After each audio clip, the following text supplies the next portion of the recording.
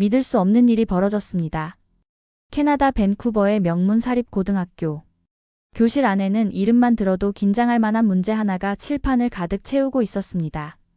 학생들은 문제를 바라보며 숨을 삼켰고 누구도 나서지 못했습니다. 그때 평소에 조용히 그림자처럼 앉아있던 김하은이 자리에서 일어났습니다. 모두가 믿지 못하는 표정으로 그녀를 바라봤습니다. 그 순간부터 우리 모두는 생각을 바꾸게 될 운명에 놓여 있었습니다. 오늘은 한 소녀의 조용한 용기가 어떻게 세상을 움직였는지 전해드리겠습니다. 제 이름은 김하은이에요. 18살 평범한 한국의 고등학생이었던 저는 갑작스럽게 캐나다 밴쿠버에 있는 한 사립고등학교로 전학을 오게 되었어요. 처음 이곳에 발을 내디뎠을 때 하늘은 잔뜩 흐려 있었고 학교 앞을 가득 메운 학생들의 표정은 저에게 낯설고 차가워 보였어요. 그날 가슴이 쿵쿵 뛰었던 기억이 아직도 생생해요. 처음 마주한 밴쿠버의 사립고등학교는 상상했던 것과 달랐어요. 아이들은 활발했고 선생님들은 분주했으며 모든 것은 믿을 수 없을 만큼 빠르게 돌아가고 있었어요. 처음 듣는 영어 단어들, 빠르게 오가는 농담들 속에서 저는 발을 동동 굴렀어요. 당장이라도 교실 문을 열고 도망치고 싶었지만 그럴 수는 없었지요.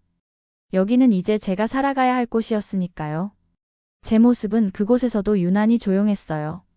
새 학기가 시작되고 몇 주가 지나도록 저는 수업 시간에 손을 들거나 목소리를 낸 적이 거의 없었어요. 말 한마디 건네는 것조차 쉽지 않았고 그저 숨죽이며 자리에 앉아 선생님의 목소리를 듣고 있었어요. 창가 쪽 맨 뒤 책상, 그곳이 제 자리였어요. 노트에 필기를 하면서도 고개를 들지 않았고 쉬는 시간이 되면 가방 속에서 책을 꺼냈어요. 아이들은 복도에서 서로 웃으며 장난을 쳤지만 저는 그들 틈에 낄 용기가 없었어요. 제게 영어는 아직 마음속 문을 열어주는 열쇠가 아니었거든요. 처음에는 몇몇 아이들이 다가와 말을 걸어주었어요. 하지만 제가 어색하게 웃으며 몇 마디 대답을 이어가자 그들은 금세 흥미를 잃은 듯 다른 친구들에게 돌아가곤 했어요. 그때마다 마음 한구석이 쿡쿡 아팠어요. 저는 애써 괜찮은 척 책 속에 얼굴을 묻었지요. 이 학교는 캐나다에서도 손꼽히는 명문 사립고등학교였어요. 매년 수많은 학생들이 최고대학으로 진학했고 모든 수업은 대학 수준을 방불케 할 정도로 치열했어요. 아이들은 누구보다 빠르게 손을 들고 정답을 외쳤고 수업은 단 한순간도 맥을 놓지 않고 흘러갔어요. 그들 사이에서 저는 그저 작은 점 같은 존재였어요.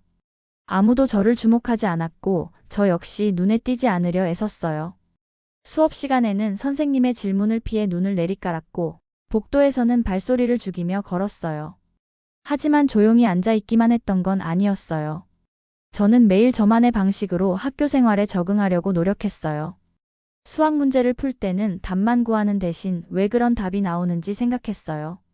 논리 퍼즐을 풀 때는 여러 갈래의 길을 상상하고 가장 자연스러운 흐름을 찾으려 했지요. 비록 말은 적었지만 제 머릿속은 늘 분주했어요. 왜 이 공식이 작동하는지, 왜 이 방법이 더 효율적인지 매 순간 스스로에게 질문을 던졌어요. 그런 저를 알아주는 사람은 아무도 없었어요. 교실에서 저는 단지 조용한 아이, 어색하게 웃기만 하는 아이, 쉬는 시간마다 책을 읽는 이상한 아이로만 비춰졌어요. 혼자인 시간이 길어질수록 제 안에는 작은 소망이 하나 피어났어요. 이 낯선 곳에서도 언젠가는 저만의 빛을 낼 수 있을까? 아주 작고 조용하더라도 이 학생들과 같이 어울릴 수 있을까? 하지만 솔직히 말하면 그런 날이 올 거라 믿지 않았어요. 그저 조용히 눈에 띄지 않게 학교를 마치고 돌아가는 날만 손꼽아 기다리고 있었지요. 그러나 세상은 가끔 생각지도 못한 순간을 맞이하곤 해요. 아무도 기대하지 않았던 그날, 저 역시 몰랐던 제 안의 작은 용기가 조용히 그러나 강하게 모습을 드러내기 시작했어요. 학교 생활이 조금씩 익숙해질 무렵 저는 이상한 허전함을 느끼기 시작했어요. 수업은 매끄럽게 흘러갔고 학생들은 매번 정답을 빠르게 맞췄어요. 모두가 똑똑했고 모두가 경쟁을 즐기는 듯 보였지요. 하지만 그 속에는 무언가 비어있는 느낌이 있었어요. 수업은 마치 기계처럼 반복됐어요. 선생님이 문제를 내면 학생들은 공식만을 적용해서 정답을 찾아냈어요. 왜 그런 답이 나오는지, 다른 방법은 없는지, 그런 질문은 아무도 하지 않았어요. 수학 시간은 특히 더했어요. 공식을 외우고 문제에 끼워 맞추는 것. 그것이 학생들이 생각하는 공부의 전부였어요. 아이들은 답을 빨리 맞히는 것에 열광했어요. 한 문제를 풀어낼 때마다 누가 더 빨랐는지를 놓고 경쟁했어요. 속도가 곧 실력이라고 믿는 듯 했어요. 정답을 맞히는 것이 전부라면 그들이 옳았겠지요. 하지만 제 눈에는 그 모든 과정이 너무 얕고 가벼워 보였어요. 공식의 이면에 숨겨진 원리, 문제 속에 감춰진 패턴, 그런 것을 찾아내려는 노력은 찾아볼 수 없었어요. 처음에는 저도 그런 분위기에 휩쓸리려 했어요. 더 빠르게, 더 정확하게 풀어내려 애썼어요. 하지만 시간이 지날수록 점점 지쳐갔어요. 속도를 따라잡으려 할수록 제 안에 있던 궁금증과 생각들은 점점 사라져갔어요. 문제를 풀 때마다 저는 마음 한구석이 이상했어요. 이게 정말 공부일까? 어느 날 수학 수업이 끝난 후 복도를 걷다가 문득 그런 생각이 들었어요. 문제를 풀어내는 것은 쉬워졌지만 문제를 이해하는 것은 점점 멀어지는 것 같았어요. 왜 이 공식을 쓰는지, 이 풀이가 왜 통하는지, 그런 질문은 점점 사라지고 있었어요. 저뿐만이 아니었어요. 아이들도 비슷했어요. 수업이 끝나고 나면 친구들은 누가 문제를 더 빨리 풀었는지 자랑했어요. 풀어가는 과정에 대해 깊이 이야기하는 모습은 볼 수 없었어요. 심지어 선생님들조차 정답을 맞힌 아이들에게만 칭찬을 아끼지 않았어요. 이곳에서는 왜를 묻지 않는 것이 당연했어요.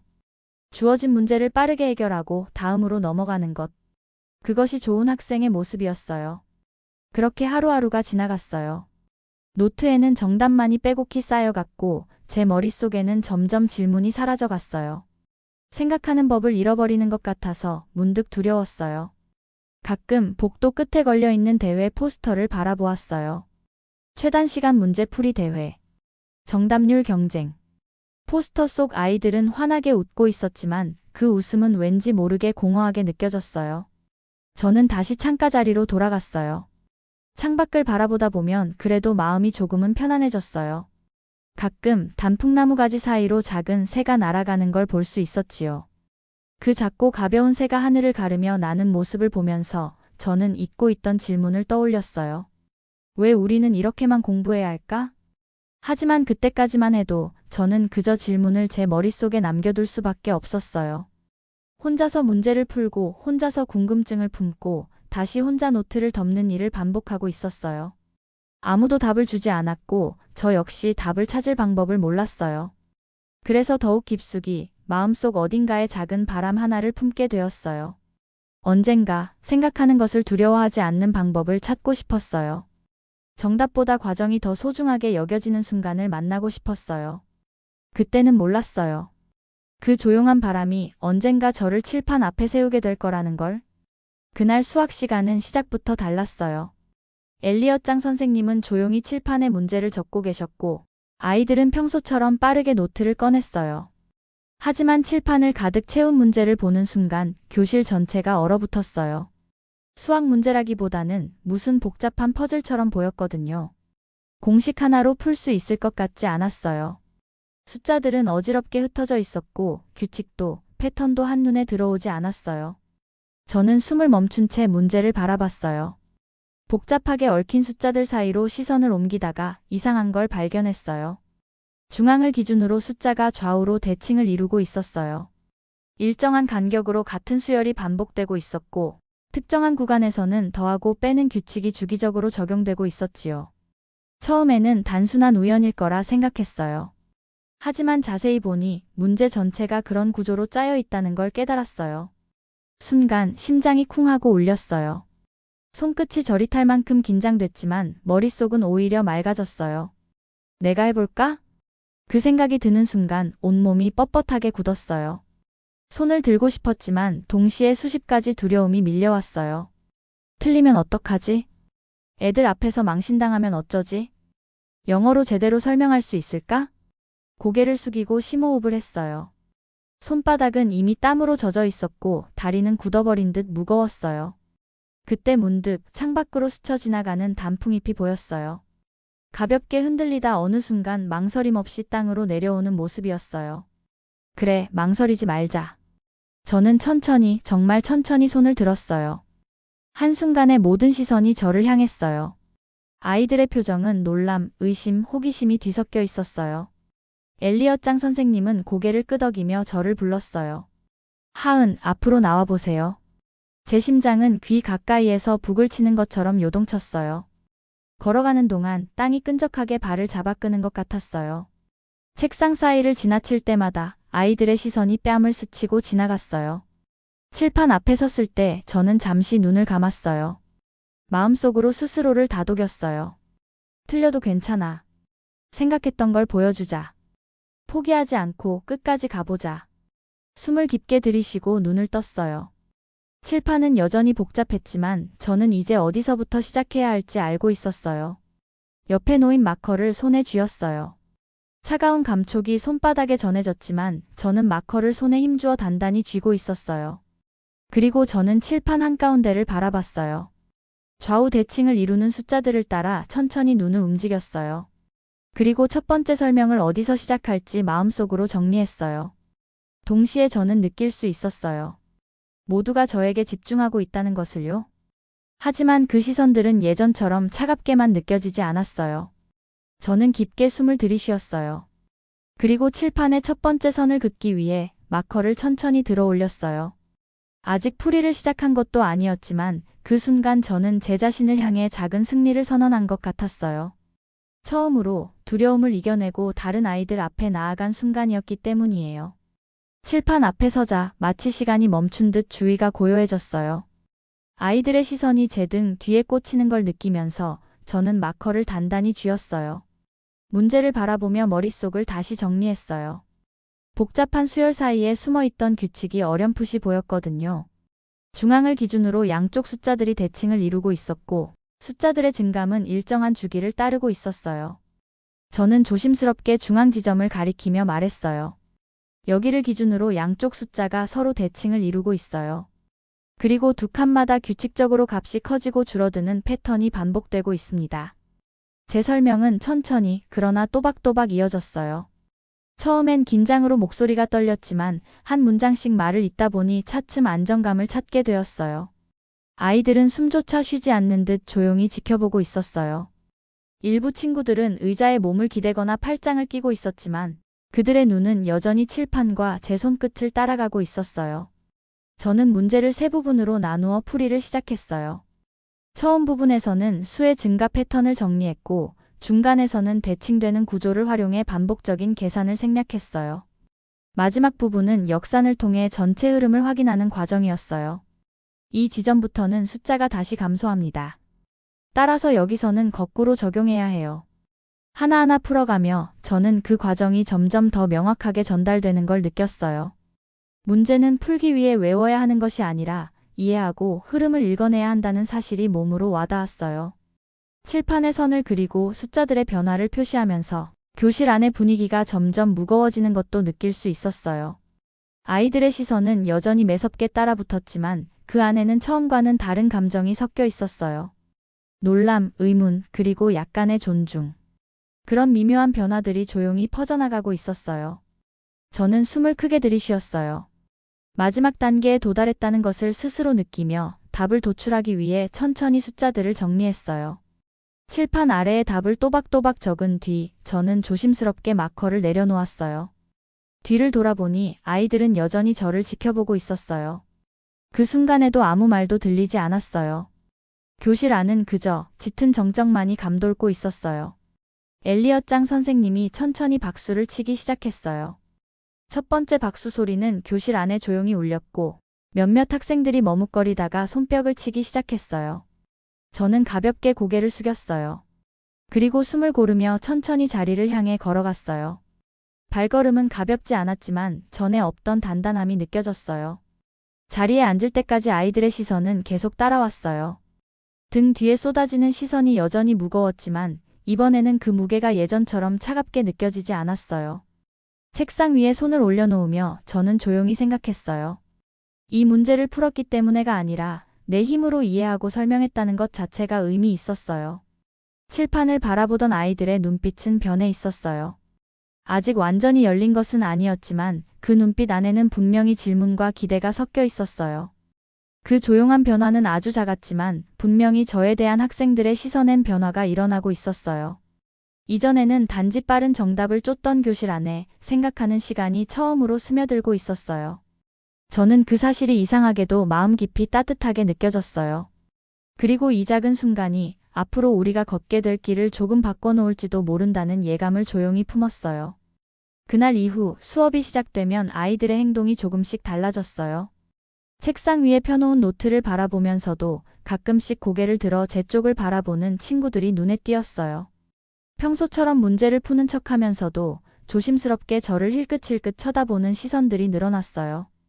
특히 메디슨은 수학 문제 풀이 시간마다 민감하게 반응했어요. 제가 풀이 방법을 설명할 때마다 살짝 입술을 깨물거나 펜을 힘주어 쥐는 모습이 눈에 들어왔어요.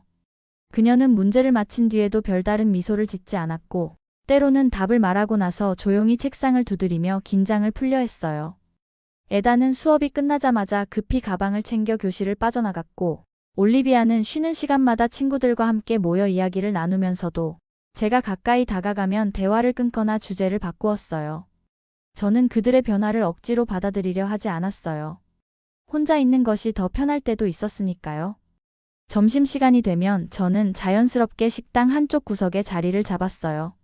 샌드위치를 꺼내 조용히 먹으면서 멀리 친구들이 모여 웃고 떠드는 모습을 바라보곤 했어요.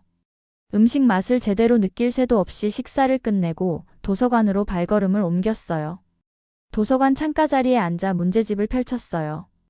햇살이 책장 위로 길게 떨어져 있었고 그 사이로 먼지들이 천천히 떠다녔어요. 연습 문제를 풀면서도 문득문득 복도에서 마주친 친구들의 힐끗거리는 눈빛이 떠올랐어요. 엘리엇 장 선생님도 눈치를 채고 계셨던 것 같아요. 수업 중 가끔 제 쪽을 바라보는 선생님의 눈빛은 이 상황을 안타깝게 지켜보는 듯 했어요. 어느 날 수업이 끝난 뒤 선생님이 조용히 다가오셨어요. 하은아, 요즘 학교 생활은 어때? 짧은 질문이었지만 쉽게 대답이 나오지 않았어요. 말을 꺼내려 했지만 목이 메었어요. 결국 저는 억지로 미소를 지으며 말했어요. 괜찮아요. 그 말이 선생님을 안심시키지는 못한 것 같았어요. 선생님은 가볍게 고개를 끄덕였지만 그 눈빛은 여전히 복잡한 생각을 품고 있었어요. 복도 끝을 지나 도서관으로 향하는 길, 아이들의 무리 속에 낄 생각은 들지 않았어요. 혼자였지만 불편하지는 않았어요. 필요할 때 손을 들고 필요할 때 대답하고 남은 시간은 조용히 공부하면 된다고 생각했어요. 쉬는 시간마다 창가 자리에 앉아 노트를 펴고 지난 시간 배운 내용을 다시 정리했어요. 그렇게 조용히 문제를 풀고 있을 때면 멀리서 친구들이 저를 바라보는 것이 느껴졌어요. 가끔은 그들의 수군거림도 들렸어요. 하지만 저는 고개를 들지 않았어요. 문제 속 규칙과 패턴을 찾는 데 집중했어요. 혼자 남겨진 시간 속에서도 저는 스스로를 다그치지 않았어요. 예전에는 주변 시선을 두려워하며 숨어 있었지만 지금은 조금 다르게 행동하고 있었어요. 누군가 다가오지 않아도 스스로 노트를 펴고 문제를 풀어나가는 일상이 자연스러워졌어요. 어쩌면 지금 이 시간은 제게 꼭 필요한 시간이었는지도 몰라요. 복잡한 감정을 억지로 누르지 않고 천천히 내 속도로, 내 방식으로 걸어가는 연습을 하는 시간. 가끔은 복도 끝을 지나가다가 아직도 저를 의식하는 친구들의 시선을 느낄 때가 있었어요. 하지만 그럴 때마다 저는 다시 책을 펼쳤어요. 어렵고 복잡한 문제처럼 지금의 이 낯선 거리감도 언젠가는 풀어낼 수 있을 거라고 믿었어요.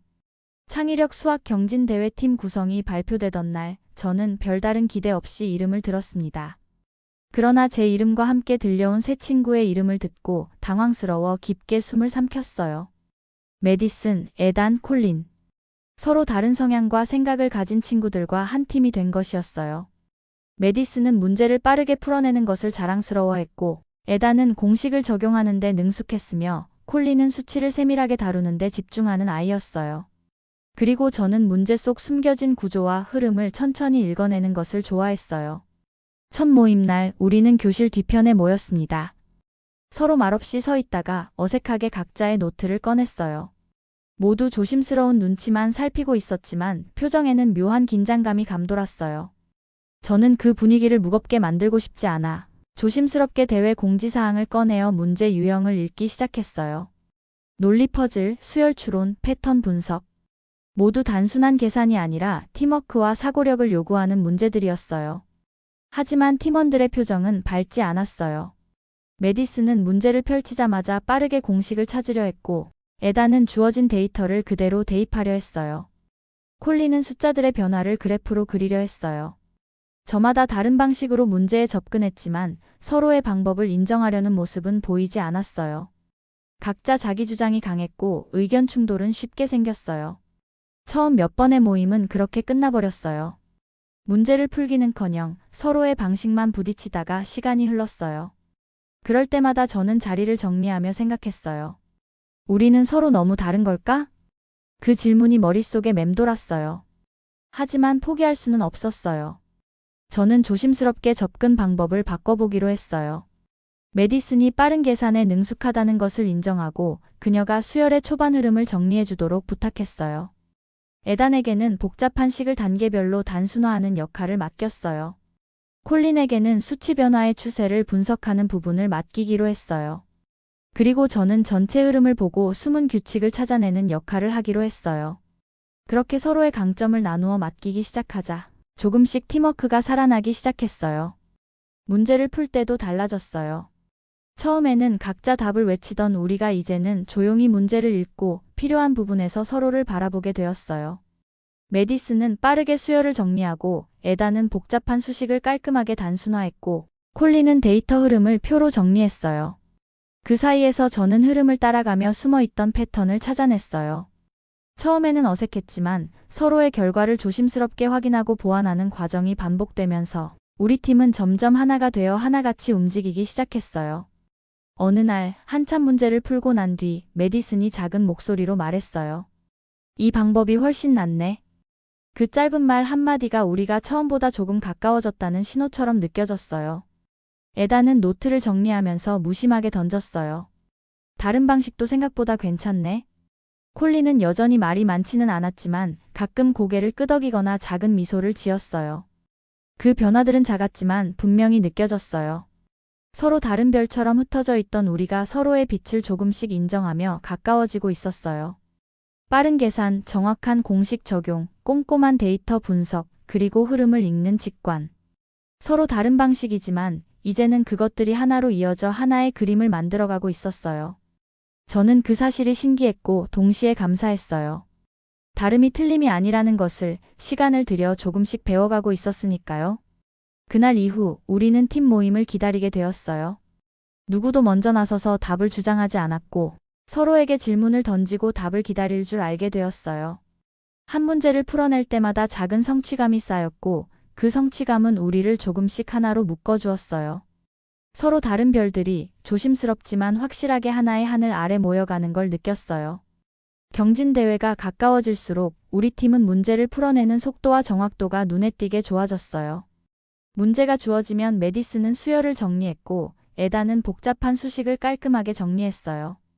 콜린은 수치의 흐름을 분석해서 표로 만들어 주었고 저는 그 안에서 숨어있는 규칙과 반복 패턴을 찾아냈어요.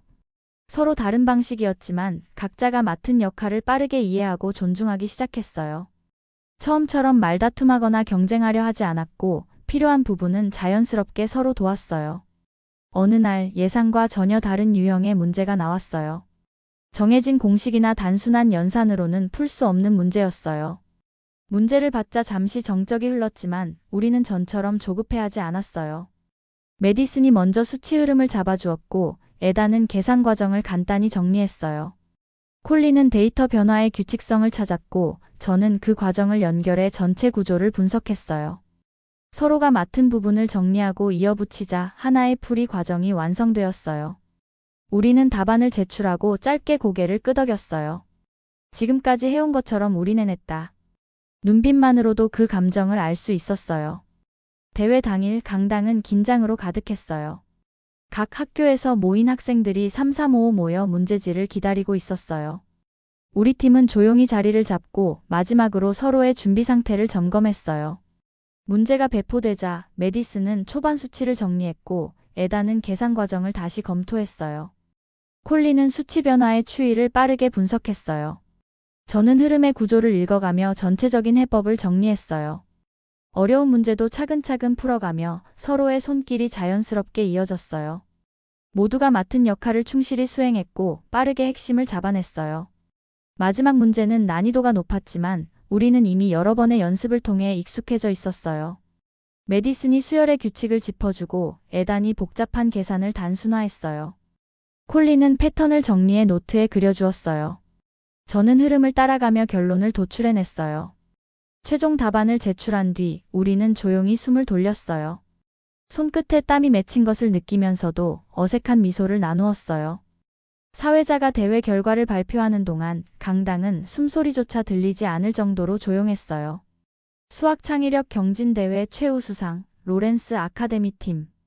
사회자의 목소리가 울리자 우리는 순간 서로를 바라봤어요. 메디슨이 입꼬리를 올리고 에단은 짧게 고개를 끄덕였어요. 콜린은 책상 모서리를 살짝 두드리며 자리에서 일어섰어요. 저도 천천히 숨을 고르고 자리에서 일어났어요. 강단으로 올라가는 발걸음은 무겁고 떨렸지만 함께한 친구들이 옆에 있어서 든든했어요. 우리는 나란히 강단에 올랐고 사회자에게서 상장을 받아들었어요. 무대 아래에서는 엘리엇 장 선생님이 박수를 치고 계셨어요. 그 얼굴에는 조용한 응원과 신뢰가 담겨 있었어요. 대회가 끝난 뒤 엘리엇 장 선생님은 우리의 우승을 축하해 주시기 위해 우리 모두를 근사한 식당으로 데리고 가셨고 다 같이 앉아 식사를 했어요. 서로를 마주보며 말없이 웃기도 하고 간단한 농담을 주고받기도 했어요. 메디슨은 샐러드를 포크로 툭 치며 말했어요. 처음에는 솔직히 좀 걱정했거든. 그런데 결과적으로 진짜 좋은 팀이 됐어. 에단도 물컵을 내려놓으며 덧붙였어요. 나도. 그냥 공식만 외우는 게 다가 아니라는 걸 알게 됐어. 콜린은 짧게 고개를 끄덕이며 미소를 지었어요. 저는 고개를 숙여 조용히 웃었어요. 주먹을 가볍게 쥐었다 펴며 테이블 위를 톡톡 두드렸어요. 며칠 뒤 엘리엇 장 선생님이 저를 따로 부르셨어요. 교무실 책상에 앉아 선생님은 진지한 얼굴로 말씀하셨어요. 하은아, 이번 대회 심사위원 중에 하버드 대학 부설 연구팀 프로그램 담당자가 있었어. 우리 팀을 하버드 대학에서 주최하는 전 세계 학생 수학 심화사고력 워크숍에 초대하고 싶다는 연락이 왔어. 그리고 여기서 높은 평가를 받은 팀은 하버드 대학에 입학할 수 있는 기회도 주어진다는구나. 저는 두 손을 무릎 위에 모은 채 기쁨과 놀란 마음으로 선생님을 바라보았어요. 제 가슴은 기대와 흥분으로 조용히 빠르게 뛰기 시작했어요. 같은 팀 친구들에게도 이 소식을 빨리 알려주고 싶었어요. 우리 팀이 복잡한 문제를 푼 것도 대단했지만 서로 다른 사고를 존중하고 협력하는 모습을 인상 깊게 봤다고 하더구나. 선생님의 말에 저는 작게 고개를 끄덕였어요. 답은 필요하지 않았어요. 우리가 함께 고민하고 풀어낸 시간들은 서로를 조금 더 이해하게 만들었고 혼자였다면 경험할 수 없었던 성장을 만들어 주었어요. 문제 하나를 함께 풀어낼 때마다 서로의 다름을 배우고 존중하는 방법을 배웠어요. 그것이 우리가 함께 만든 가장 소중한 결과였어요. 오늘의 이야기는 낯선 외국 땅에서 한 한국인 학생이 보여준 깊은 사고력과 겸손함이 서로 다른 이들의 마음을 하나로 이어낸 여정이었습니다. 혼자만 앞서기보다 함께 성장하는 길을 선택한 하은의 모습은 한국인의 끈기와 배려, 그리고 서로를 존중하는 따뜻한 마음을 그대로 보여주었습니다. 낯선 외국 학생들 사이에서 한 한국인 학생의 도전은 그를 바라보는 많은 사람들의 편견과 시선의 변화를 이끌어내는 시작이 되었습니다. 오늘 이 이야기가 여러분 마음에도 작은 희망이 되었기를 바랍니다. 다음에도 더 따뜻하고 감동적인 이야기로 찾아뵙겠습니다. 구독과 좋아요, 그리고 알림 설정까지 부탁드립니다. 함께 해주셔서 감사합니다.